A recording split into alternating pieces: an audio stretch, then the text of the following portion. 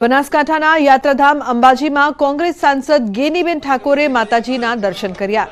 ગેનીબેને કુમકુમ તિલક સાથે માથે પાવડી મુકાવી। ત્યારબાદ તેઓ અંબાજીમાં યોજાઈ રહેલ ક્રિકેટ ટુર્નામેન્ટ માણવા પહોંચ્યા હતા। મહત્વનું છે કે 5 દિવસીય અંબા પ્રીમિયર લીગ ક્રિકેટ ટુર્નામેન્ટનો આજે છેલ્લો ફાઇનલ દિવસ છે, જેથી કોંગ્રેસ સાંસદ જીએમડીસી ક્રિકેટ મેદાન ખાતે પહોંચ્યા હતા, જ્યાં ગેનીબેને ક્રિકેટ મેદાનમાં મેચની બેટિંગ કરીને ફાઇનલ મેચ શરૂ કરાવી। વધુમાં તેમણે અમદાવાદ મૂળના ક્રિકેટ ટુર્નામેન્ટના આયોજક સાથે પણ મુલાકાત કરી। આ સમયે તેમણે ક્રિકેટ મેચ માટે રાજ્યમાં રમતના મેદાનની અછત અને વ્યાયામ શિક્ષકોનો અભાવ હોવાનું જણાવ્યું। આપને જણાવી દઈએ કે ક્રિકેટ આયોજકોએ આગામી 8 માર્ચે અંબાજીમાં 1000 વૃક્ષ વાવવાનો સંકલ્પ જાહેર કર્યો છે।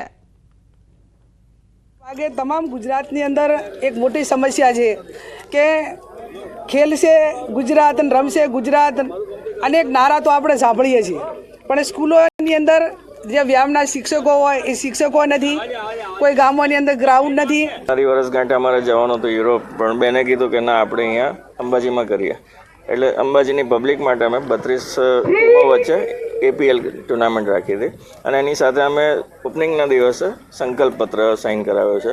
એમાં દરેક આપણું સ્વચ્છ અંબાજી, સ્વસ્થ અંબાજી, જે નવું અંબાજી બની રહ્યું છે। નશા રાપરના કાનમેર પાસે નર્મદા કેનાલમાં ગાબડું પડ્યું છે। કેનાલ તૂટતા નર્મદાના પાણીનો વેડફાટ થયો છે। કેનાલમાં પાણી છોડાયાના પ્રથમ દિવસે ગાબડું પડતા કેનાલ બાંધકામની ગુણવત્તા પર સવાલ ઉઠ્યા છે। કાનમેર ગામના સરપંચ રામસિંહ ભાટીએ કામમાં મોટો ભ્રષ્ટાચાર આચરાયો હોવાનો આક્ષેપ લગાવ્યો છે। તેના વઢવાણમાં આવેલા રાજપર ગામમાં કેનાલ પર ઝૂલી રહ્યો છે મોતનો પુલ। ગામ પાસે મુખ્ય કેનાલ પર નર્મદા વિભાગે કરોડોના ખર્ચે પુલ બનાવ્યો છે, જે છેલ્લા 1 વર્ષથી અતિ જર્જરિત સ્થિતિમાં છે। પુલ પર મોટા ગાબડા પડી ગયા છે, જેમાંથી કેનાલનું પાણી આરપાર દેખાય છે, જ્યારે સુરક્ષા માટે બંને તરફ બનાવેલી દિવાલો પણ તૂટી ગઈ છે।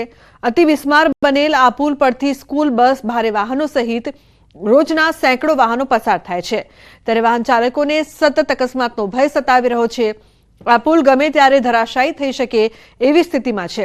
રાજપર ગામના આગેવાનો અને સામાજિક કાર્યકરોએ આ બાબતે નર્મદા વિભાગને અનેક લેખિત અને મૌખિક રજૂઆતો કરી છે, તેમ છતાં પુલના સમારકામ માટે કોઈ કામગીરી નથી કરાઈ। તંત્ર મોટી દુર્ઘટનાની રાહ જોઈ રહ્યું હોય તેવું લાગી રહ્યું છે।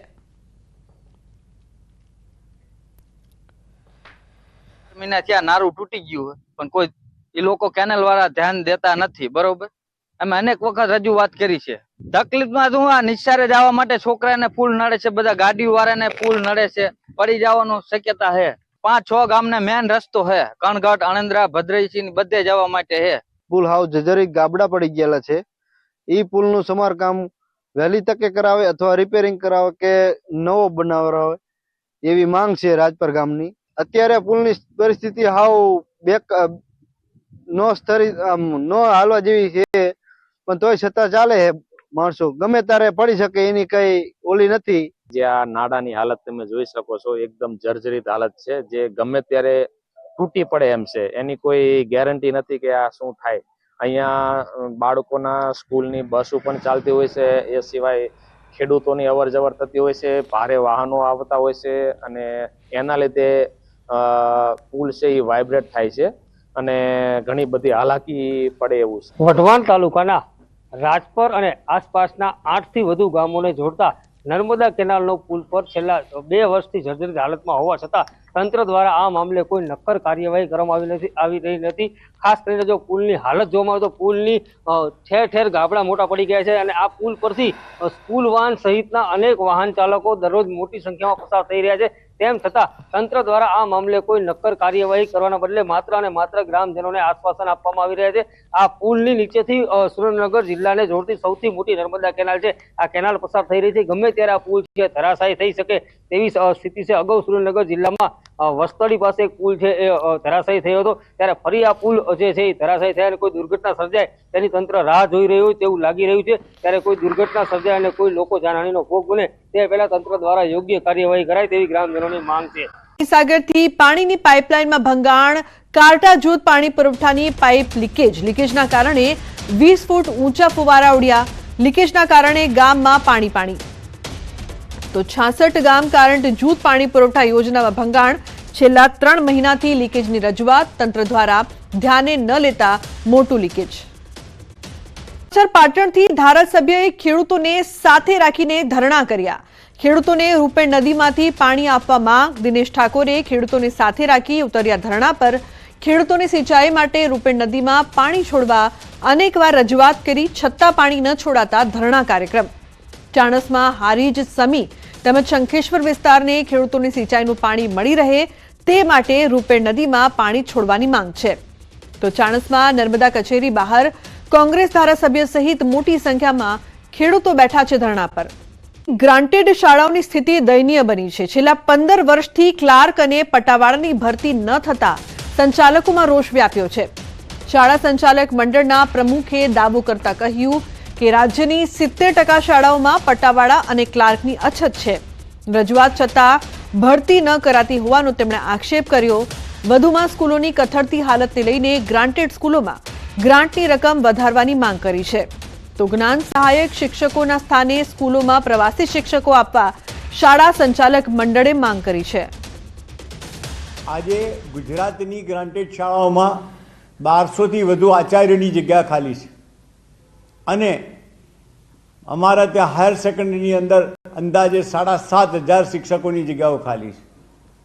માધ્યમિકની અંદર 10,000 કરતાં વધારે શિક્ષકોની જગ્યાઓ ખાલી છે. તો બિન શૈક્ષણિકમાં ક્લાર્ક અને પટાવાળા એની ભરતી 2009થી નથી થઈ. અને મહત્વપૂર્ણ સમાચારની વાત કરીએ તો સુરત ક્રાઇમ બ્રાન્ચને મળી છે મોટી સફળતા. 20 વર્ષથી ફરાર હત્યાનો આરોપી ઝડપાયો છે. ક્રાઇમ બ્રાન્ચની ટીમે વેશ પલટો કરીને આરોપીને દબોચી લીધો. ઉત્તર પ્રદેશના આગ્રાથી આરોપી વિનોદ કુમાર શર્માની ધરપકડ કરવામાં આવી છે. પૂર્વ એરફોર્સ જવાને પત્નીના અનૈતિક સંબંધની શંકામાં કરી હતી હત્યા. આરોપી પુત્રને લઈને ઘરને તાળું મારીને ભાગી ગયો હતો. હત્યા કરીને ઉદયપુર નાસી ગયો હતો. બાદમાં આગ્રા પહોંચ્યો. આરોપી બીજા લગ્ન કરીને 20 વર્ષથી કરિયાણાની દુકાન ચલાવતો હતો તેવો પણ ખુલાસો થયો છે. તો પોલીસે વેશ પલટો કરીને આગ્રાથી આરોપી વિનોદ કુમાર શર્માની ધરપકડ કરી છે. બે લોકો 93,000ની કિંમતનો 465 લીટર દેશી દારૂ ઝડપાયો છે. તો 25,000ની કિંમતનો 1,000 લીટર દેશી દારૂ બનાવવાનો આથો પણ જપ્ત કરાયો છે. 2 pickup van, boiler, plastic barrel, પાણીનો પંપ સહિતનો મુદ્દામાલ કબજે કરવામાં આવ્યો. સ્થાનિક પોલીસને અંધારામાં રાખી એસએમસીની ટીમે રેડ કરી. પોલીસની કામગીરી સામે અનેક સવાલો. નવસારી પોલીસ પણ એલર્ટ મોડ પર છે. જિલ્લામાં વિવિધ જગ્યાએ પોલીસ ચેકપોઇન્ટ બનાવાયા છે. જિલ્લા પોલીસ દ્વારા વિવિધ જગ્યાએ બ્રેથ એનાલાઇઝર સાથે વાહન ચાલકોનું ચેકિંગ હાથ ધરાયું છે. જિલ્લા પોલીસ 1 જાન્યુઆરી સુધી આ પ્રકારે જિલ્લાના વિવિધ સ્થળોએ કડક ચેકિંગ હાથ ધરશે. વડોદરામાં એસએમસીની ટીમ પર હુમલાના 3 આરોપીના 3 દિવસના રિમાન્ડ મંજૂર કરાયા. દરજીપુરામાં દરોડા પાડવા ગયેલી એસએમસીની ટીમ પર હુમલો કરાયો હતો. કારેલીબાગ પોલીસે સમગ્ર મામલે ફિરોઝ અલ્તાફ અને રતનસિંહ સોઢાની ધરપકડ કરી હતી. મહત્વનું છે કે નામચીન બુટલેગર ઝુબેર શફીક મેમણે દમણથી દારૂ ભરેલું કન્ટેનર મંગાવ્યું હતું. કન્ટેનરની તલાશી લેતા બોગસ નંબર પ્લેટ મળી આવ્યા હતા. પોલીસે દારૂ, ફોર્ચ્યુનર કાર સહિત 62 લાખથી વધુનો મુદ્દામાલ કબજે કર્યો છે. તરફ વડોદરા પોલીસ પણ સતર્ક થઈ ગઈ છે. ઝોન 2ના ડીસીપી અભય સોની દ્વારા ઓચિંતું ચેકિંગ. નવલખી મેદાનની અવાવરૂ જગ્યામાં ચેકિંગ કરવામાં આવ્યું. અવાવરૂ જગ્યામાં અનેક વાહનોનું ચેકિંગ કરાયું છે. રાવપુરા પોલીસનું નવલખી મેદાનમાં સતત પેટ્રોલિંગ થઈ રહ્યું છે.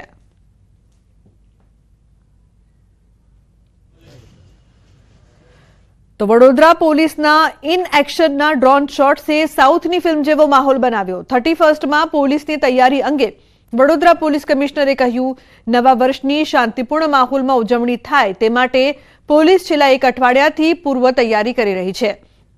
વધુમાં કહ્યું કે શહેરમાં 250થી વધુ બ્રેથ એનાલાઇઝર મશીનથી પોલીસ ચેકિંગ કરશે. તો એનડીપીએસ ડિટેક્શન કિટનો ઉપયોગ કરી પોલીસ ડ્રગ્સ લેનારને પણ પકડી પાડશે. સલાઈવાનું સેમ્પલ લઈને ઓન ધ સ્પોટ પકડી પાડશે. વડોદરા પોલીસ કમિશનરે શહેર પોલીસને આજથી જુદા જુદા વિસ્તારમાં ચેકિંગ કરવા આદેશ આપ્યા.